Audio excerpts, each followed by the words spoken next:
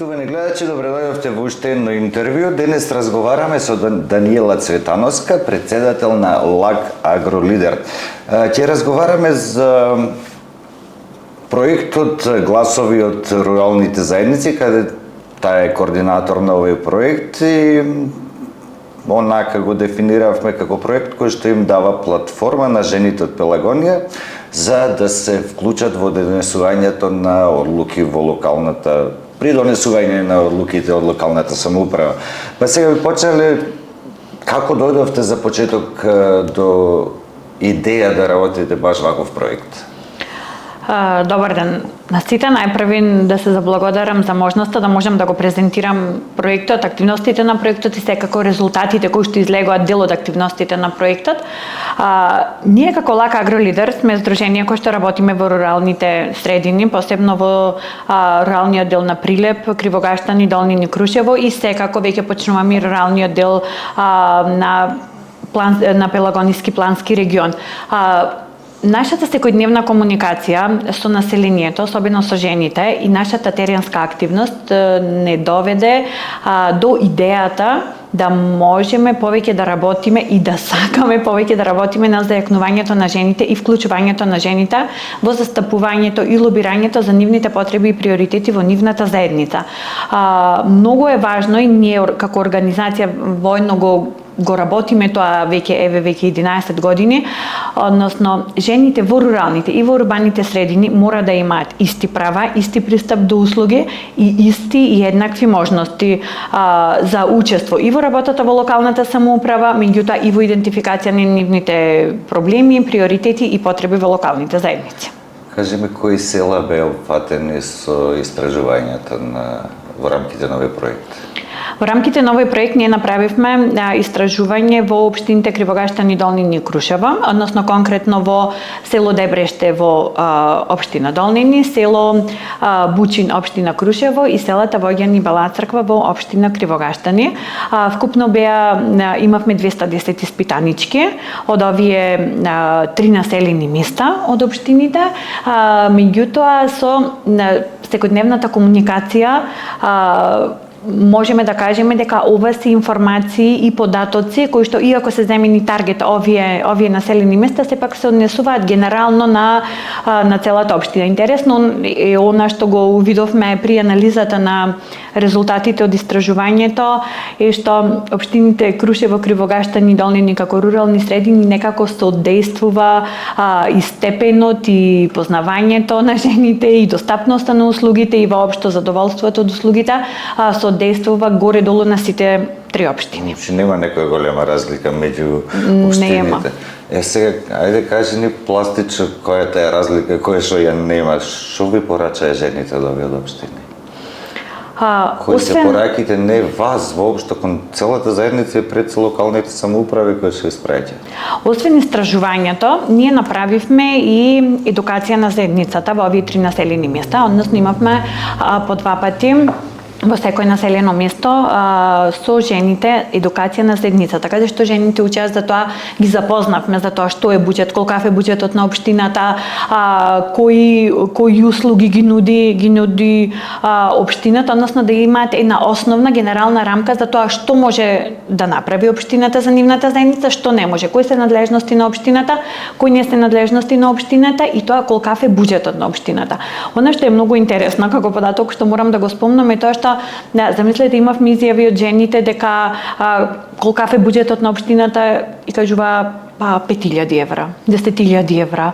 Значи, тука можеме да видиме колку е минимално, скоро и незначително познавањето на жените за тоа колкав е буџетот на општината.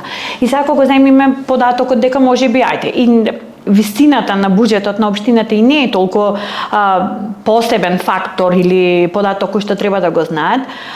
Од друга страна, тие не знаат зашто се даваат парите од буџетот во општината, посебно за нивната заедница. Односно, например, жените во село Бучин, Воѓан и Бела Црква и Дебреште не знаат кои проекти се предвидени за 2025 од општината за нивното населено место. Ние преку нашите истражувања на буџетите на општините за 2025 и на програмите, одделивме конкретни проекти кои што општините ги имаат планирано за овие населени места. Замислете, жените воопшто не знаат, генерално и населението, меѓутоа посебно жените, воопшто и не знаеа дека ќе има такви проекти во нивната заедница. Тоа ни покажа пак на еден друг податок и на една друга перспектива на тоа дека жените воопшто не се запознати. Никој не дошол да ги праша и да ги запознае со тоа што сакаат да се направи во нивната заедница или што е планирано да се направи во нивната заедница, а пак од друга страна мажите и жените пак во населените места немаат исти потреби. Зошто немаат исти потреби? Поради тоа што не се соочуваат со истите предизвици. Например, доколку нема јавно осветлување, а во поголемиот дел од населените места во селата нема јавно осветлување, на мажите не име проблеми да излезат и во 10-11 навечер, меѓутоа да, на жените име проблем. Со тоа не можеме да ги ставиме на исто рамниште потребите на мажите и на жените во населените места. Она што го порачаа жените е тоа дека сакаат да бидат вклучени и да бидат информирани. Повеќе од 2/3 од жените кажаат дека сакаат да се вклучат, сакаат да бидат информирани, сакаат да се вклучат воопшто во политиките на... Јасно, истражувањата покажуваат, резултатите се покажуваат дека сакаат. Прашањето е што ги спречува да бидат поактивни овие жени? Видете, неколку аспекти има што ги спречува жените да бидат поактивни. Првиот дел е традиционалната компонента која што ја имаме во руралните средини, каде што се уште имаме голем број на домаќинства каде што се смета дека мажот е главата на семејството и дека жената не смее да учествува и не треба да учествува во ништо од овие процеси. Од друга страна пак општините апсолутно не се отворени и за потребите на жените. Односно, ако зборуваме за општина Долнини, Кривогаштани и Крушево, тие никогаш не отишле во населените места или одат пред избори, за време на изборна кампања и не ги слушаат потребите на жените. Со тоа автоматски жените ги исклучуваат од застапувањето и донесувањето на јавни политики. Доколку има јавни средби, на тие средби факт е дека одат само мажи. Например, од 100 лица може да видите само 3 или 4 жени кои што дошле, бидејќи во руралните средини се уште се смета дека мажите се тие кои што треба да присуствуваат, кои што можат да придонесат. Но не е така, бидејќи истражувањето ни покажа на тоа дека колку жените се позадоволни од услугите кои што ги дава општината, толку е и подобра состојбата во руралните заедници и генерално во целокупното живење во тие рурални заедници. На крајот на криштата и истражувањето покажуваат дека 78% од жените сакаат да научат повеќе, да се информираат повеќе, да учествуваат повеќе. Значи, тоа не кажува дека штом некој сака, тука имаме еден скриен потенцијал. Еден потиснат потенцијал може да го наречем. И како да го искористиме тој потенцијал? Како да ги разбиваме тие и традиционалистички односи, како да ги вклучиме жените на поквалитетен начин. Всушност во случајов правиме воопшто да ги за почеток да ги вклучиме за степенот на квалитет во вклучувањето, понатаму може да се зборува обуки, форуми, јавни дебати, што треба да се прави? Видете, самото присуство на Лака Агролидер на терен во руралните средини е првиот чекор кој што го правиме за да ги вклучиме жените и да ги изнесеме од нивните домови, да ги слушнеме нивните потреби. Ние ќе продолжиме и понатаму да работиме во овој дел, меѓутоа очекуваме да се вклучат и општините. Како да се вклучат општините? Со тоа што може да организира. Ова е всушност и начини на тоа како жените сакаат да се вклучат во работата на општината и на идентификација на нивните проблеми и приоритети во нивните населени места.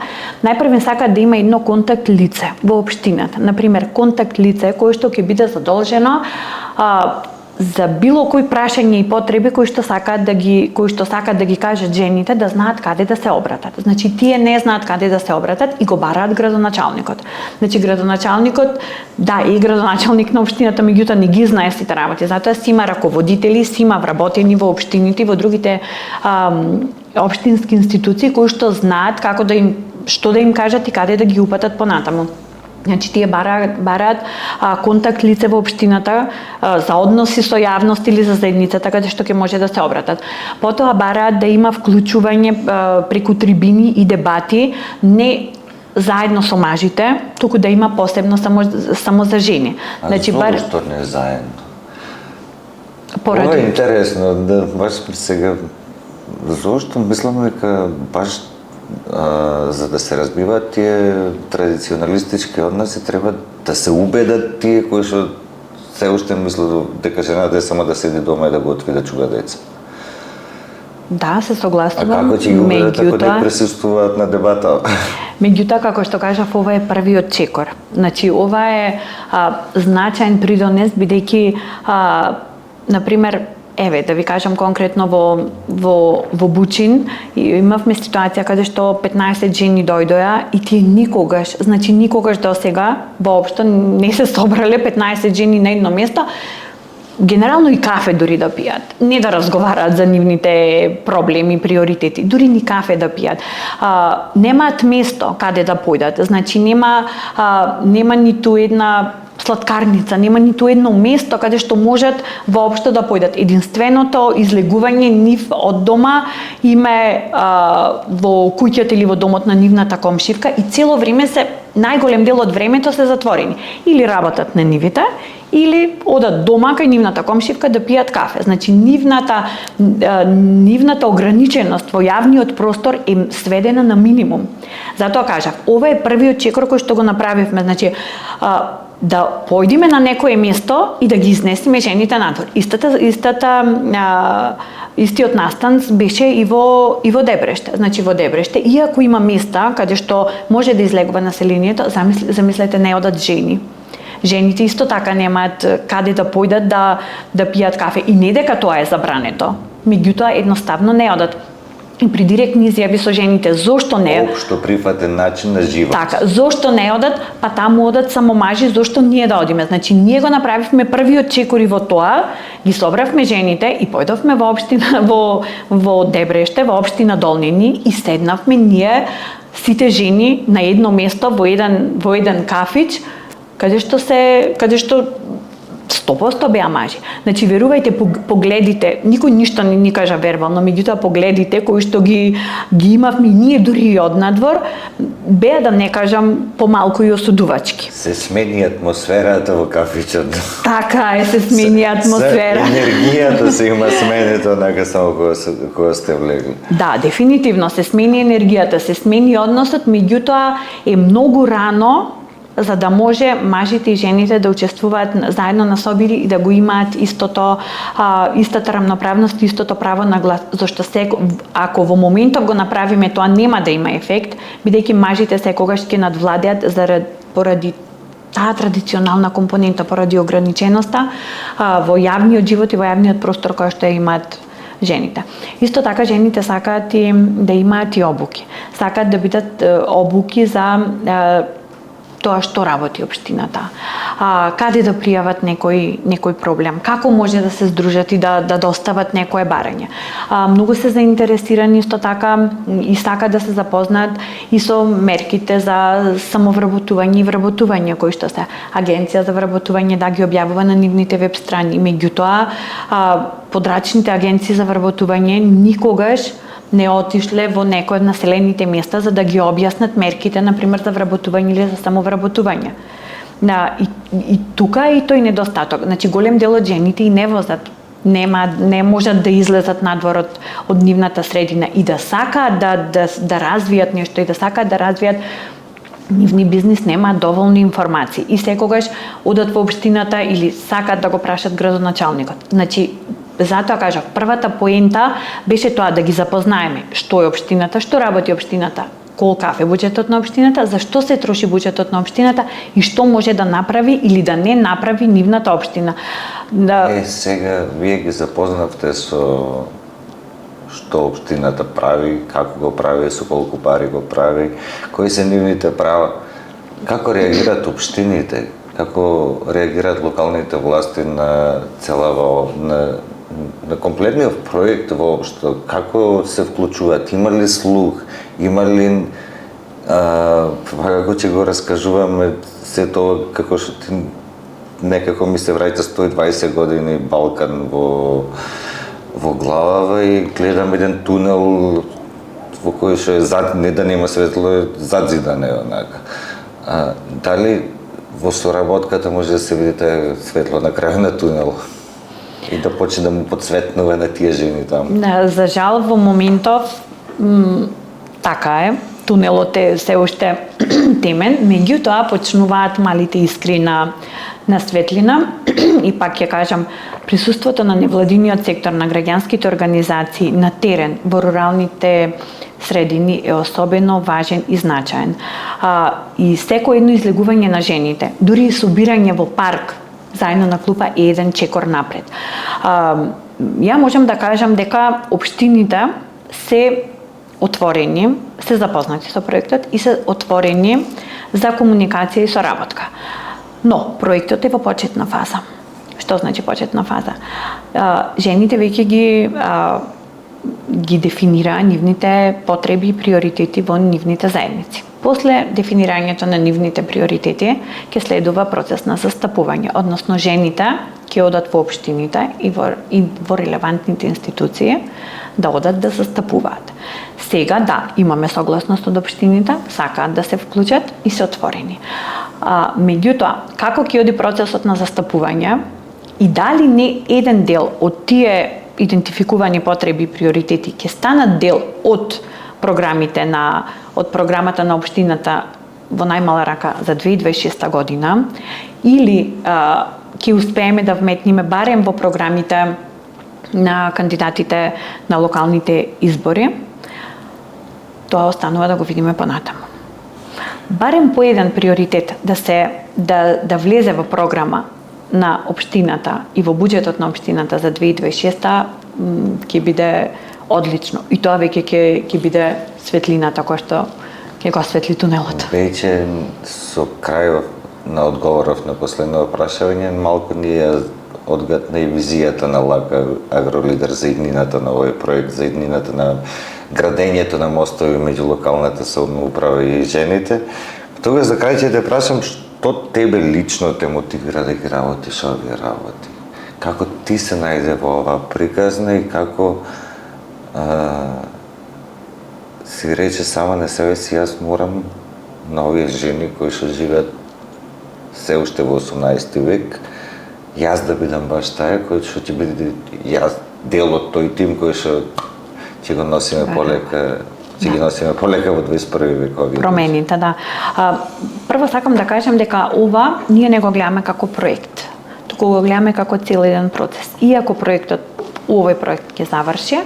Ама зборот проект генерално, не е ништо лошо, се тргнува од така, да, од идеја, проект и цел еден процес, така. Значи, ние сакаме и понатаму и ќе продолжиме да ги заекнуваме жените. А што е тоа што ме мотивираше? Е тоа што на голема е разликата помеѓу жените во урбаните средини и жените во руралните средини. И секое одење во село, во рурална заедница, само повеќе и повеќе ми го потврдува тоа. Значи, нема организиран превоз. Жените кои што не возат, не можат да излезат надвор од нивното село. Замислете, во село Воѓани нема ни продавница, нема ни маркет. Луѓето нема од каде да одат и да си купат нешто што им треба. Како се организираат? Ако некоја жена оди во другото село да купува, тогаш и даваат пари и даваат список што да купи за нив. Значи, скратено име тоа право. Скратено има правото на исто така добро образование, социјални услуги, присуство на терен на лица кои што навистина ќе им помогнат и ќе ги слушнат нивните потреби. Правото на вработување. Значи, голем дел од жените не работат, се неплатени земјоделски работнички. Знаеме каква е состојбата со земјоделството моментално во државата. Знаеме колку тие не се платени, немаат право на породилно отсуство, немаат право на боледување, немаат никакви права како што имаат жените од руралните средини.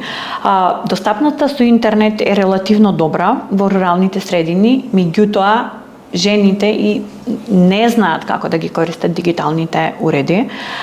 Нема константни медиуми кои што ќе ги покриваат сите нивни работи, затоа ја сакам да ја поздравам работата на ОТВ телевизија, заради тоа што ги покрива овие теми од руралните заедници, за кои што затоа и постои за малите приказни. Да, за малите приказни, кои што се многу малку застапени. Големите приказни на обичниот човек, затоа што реално некако е заборавен. И затоа те прашав која е твојата лична мотивација, за да си ги знаеме, но се разбудуваш едно савајле и се викаш, па добро, можам да им помогнам.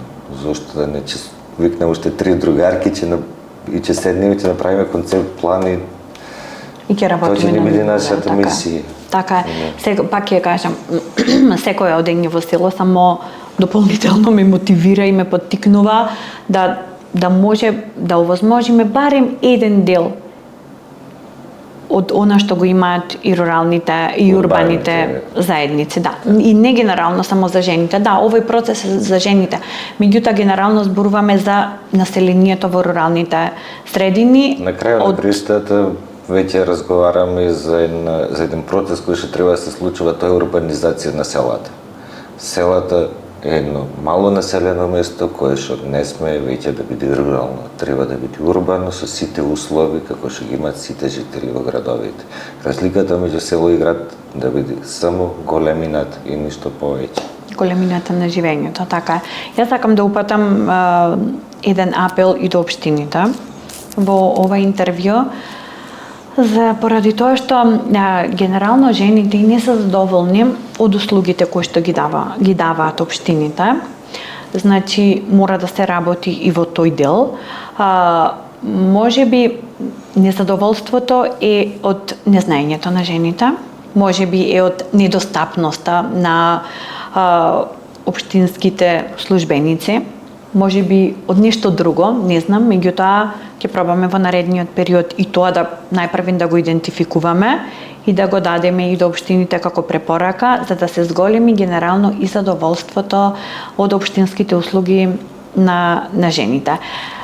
И борбата ќе продолжи понатаму помеѓу мажите и жените и рамноправноста која што мора да имаат жените, посебно во руралните средини, бидејќи жените се столбот на руралните средини и без нивно зајакнување, без нивно познавање, ништо не може нема да имаме храна. Најпрви нема да имаме нема ништо. Да, нема ништо, никакви стабилни рурални заедници. Така е. Фала ти за разговоров, се надевам дека ќе допреме доволно до тие што треба да се допре, дека дополнително ќе ги мотивираме жените да бидат погласни, затоа што, како што рековме на почеток, гласот го слушнавме, сега треба само да станува посилен. Така е, посилен, се посилен и веќе да се стапи во акција. Фала ви што гледавте, се гледаме во следно интервју.